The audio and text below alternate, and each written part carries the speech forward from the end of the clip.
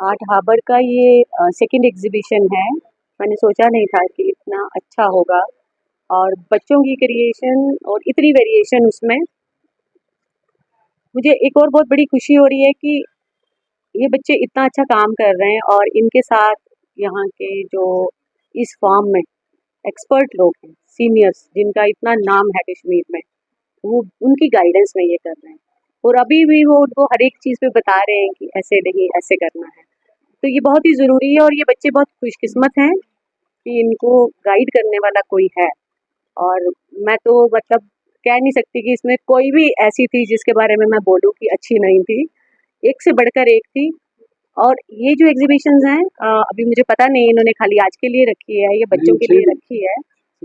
तो स्कूल और कॉलेजेस के बच्चों को आना चाहिए, देखना चाहिए और मोटिवेट होना चाहिए, क्योंकि आज के समय में जहाँ पे हम बहुत सारी बातें करते हैं कि हमारे बच्चे जो हैं वो ड्रग्स में इन्वॉल्व हो रहे हैं, तो अगर कहते हैं कि हर बच्चा जो है उसके अंदर एक न एक खूबी होती है। कोई भी शख्स जो है ऊपर वाले ने दुनिया में नहीं भेजा है जिसको कोई फन नहीं दिया है।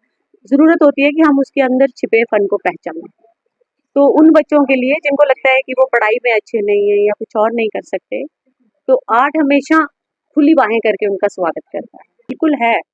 इनफैक्ट हम तो पिछले 2-3 महीने से रेगुलर चीफ सेक्रेटरी सर से मीटिंग्स करते हैं यूथ एंगेजमेंट की, यूथ इन्वॉल्वमेंट की, कि बच्चों को स्कूल से ही, क्योंकि जब बड़े हो जाते हैं स्कूल कॉलेजेस से बाहर तो वो कंट्रोल में नहीं होते और वो बड़े हो जाते हैं।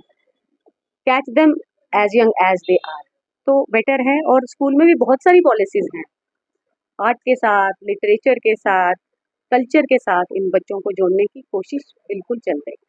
आपको पता होगा यहाँ पे एक बहुत बड़ा स्ट्रक्चर जो है वो पिछले कुछ सालों से, मतलब 12-13 में शायद दादन चीफ मिनिस्टर साहब ने उसका फाउंडेशन स्टोन ले किया था तहजीब महल के नाम से।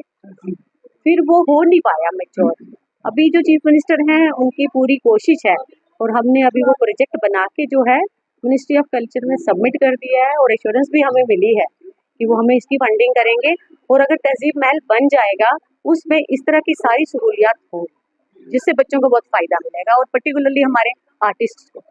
ये जो है ये सेकंड चिल्ड्रंस आर्ट एग्जीबिशन इस आर्ट हार्बर की तरफ से एनुअल आर्ट एग्जीबिशन। ये 6 दिनों का एग्जीबिशन हमने रखा है इस बार। पिछली बार 3 दिनों का हमने रखा था, इस बार हमने 6 दिनों का रखा है। और मकसद सिर्फ ये है कि बच्चों को एआई की दुनिया से हटाएं और उनको रियलिटी में ले आएं, उनकी इमेजिनेशन को बढ़ाएं।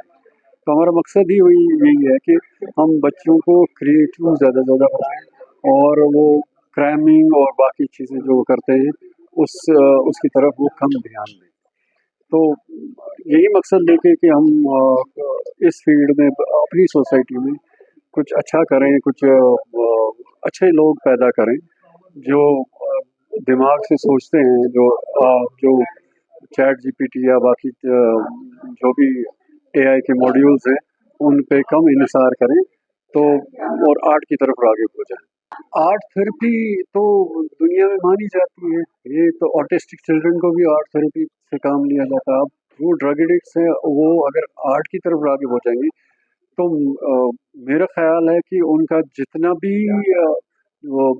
भी टाइम उस चीज़ में गुजरता है वो आर्ट की तरफ अगर ध्यान देंगे तो बहुत सा टाइम उसमें गुजार सकते हैं, उसमें इस्तेमाल कर सकते हैं और वो उससे दूर रह सकते हैं। हाँ, अभी ये हमारे पूरे एनुअल प्लान होता है हमारा इस आर्ट हार्बर का। अभी ये चिल्ड्रंस पहला हमारा होता है चिल्ड्रन आर्ट एग्जीबिशन और इसके साथ हम 2 इनवाइटेड वुमेन आर्टिस्ट को ले आते हैं।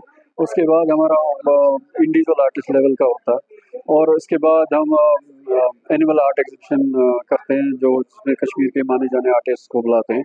इस तरह करते ये साल भर चलता रहता है हमारा प्रोग्राम और इंशाल्लाह आगे भी चलता रहेगा।